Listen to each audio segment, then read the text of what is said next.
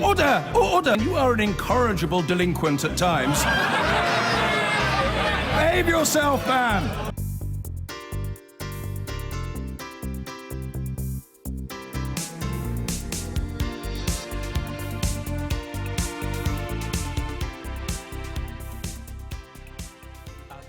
Well, time for the View now. Look at the opinion pages of today's newspapers. And in The Guardian, a warning over the damage of a humiliating Brexit deal. It's a suggestion there that the next year or two could see the re-emergence or the emergence of a rancid, angry Britain. That from Professor Timothy Garton-Ash. The comedian Mark Steele writes in The Eye he wants to know why Theresa May changed her mind on leaving the EU and says she supported the wrong side on every major issue she's faced. The Prime Minister's Brexit plan risks leaving behind some of those who voted leave, according to Jeremy Warner in The Telegraph. He says that Jeremy Corbyn has recognised the appetite for change, even if what he offers is delusional nonsense. Philip Collins takes aim at the Labour leader in The Times, calling on him to push forward with more innovative and radical policies. And in The Times, Peter Brook's cartoon depicts Imran Khan in his cricketing days, but he suggests that the Pakistani military are really calling the shots. And in the same paper, Edward Lucas says Donald Trump's rethink about starting an EU trade war shows that, above all else, he is a businessman who enjoys cutting a deal. And Martin Rowson has combined Brexit with the heatwave in his cartoon in The Guardian, with an argument by Brexiteers over whether to throw petrol or dynamite on the fire. The idea of Brexiteers not noticing there's a heatwave is pretty popular with the cartoonists today. Well, joining me to go through those are The Guardian's columnist Zoe Williams and the financial writer and Money Week columnist, and he tells me voiceover specialist, Dominic Frisby. Welcome to you both.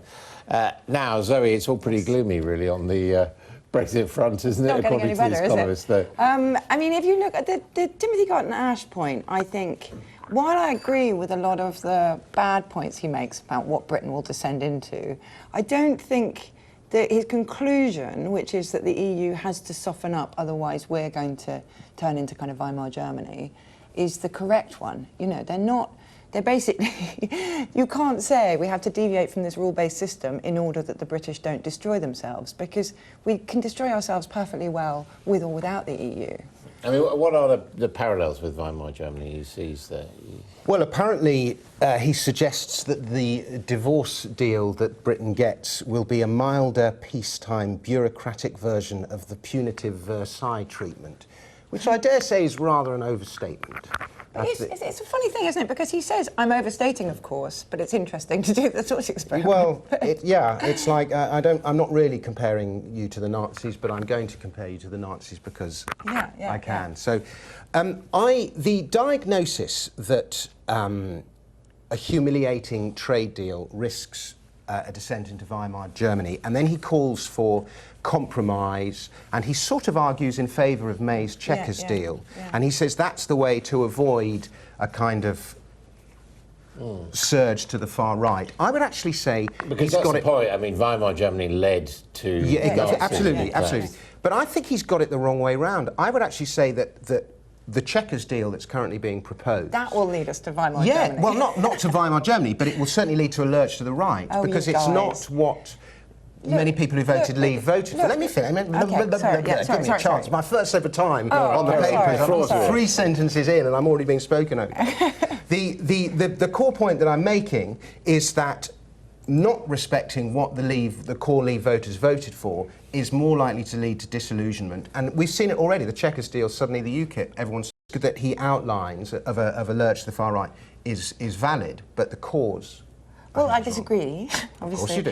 Look, Brexit itself is a far-right proposition. You've seen all the Facebook ads of the Leave campaign this morning. It is an iteration of the pandering to Nigel Farage that we did in the first place with the referendum. So the idea that, you know, we now have to squabble over what will generate more far-right activity is just silly. You know, and you hear this everywhere. Some people think a new referendum will cause a lurch to the right. Some people think a soft Brexit will cause a lurch to the right. Some people say a hard Brexit will cause a lurch to the right. Some people say the inevitable recession will cause a lurch to the right. Let's stop worrying about a lurch to the right and actually articulate what a good, decent future Britain would look like. I think and it wouldn't look like any of those things. I think the diagnosis that Brexit is a far-right proposition is mistaken. Well, of course you do.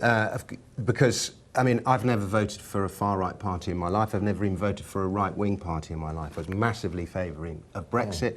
I believe I voted for the reasons of sovereignty. Sovereignty was given as the main reason for voting for Brexit. I think this saying anyone who is Brexit is far-right is a means to slur Brexit voters. No, but do you agree with Jeremy Warner that what you voted for is being left behind by Theresa May's approach? I do. Why? Because the reason we voted, Theresa May's approach is the vassal state argument. It turns us into the vassal state, and that's not what we voted for.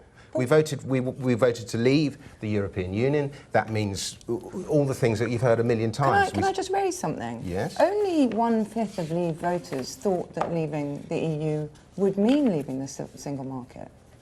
Really? Yeah, Where did you get that stat from? It was in The Economist last week.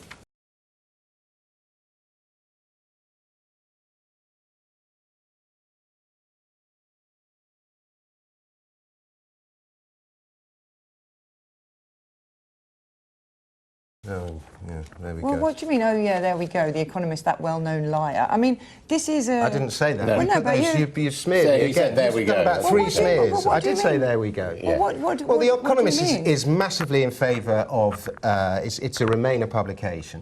You know, The Economist gets a lot of things right, but it gets a lot of things wrong. Or not? I mean, do you think that survey is incorrect? Yes, I do. I haven't seen the service, I can't justify it. But I do not think that 1/5, because Cameron, Osborne, everyone, they made it very clear before the vote that voting to leave the European Union was voting to leave the single market, and people still voted for that. And you thought that was a good idea? To leave the single market? Yeah. Probably, yeah. Yeah, why? Because it's not necessary. It was, you know, it was invented by Margaret Thatcher, don't you? I do. Yeah. But I mean, leaving the single market was not the primary reason I voted for Brexit. Well, so what's sovereignty, wrong with the but it's not a Chequers deal, disaster.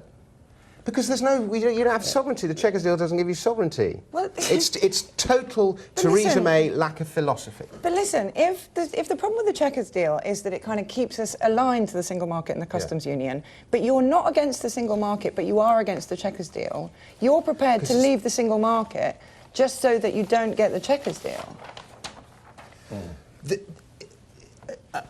Given the choice, I would vote to leave the single market. I think and again, whether it was a Thatcherite concoction or not, the single market has worked quite well, but it's not the be-all and end-all. Well, I know, but that's a ridiculous proposition. I would leave this thing because it's not the be-all and end-all. I mean, what's the good reason for leaving it? Are you asking me why I voted to leave the EU? No, I thought we were to review the papers.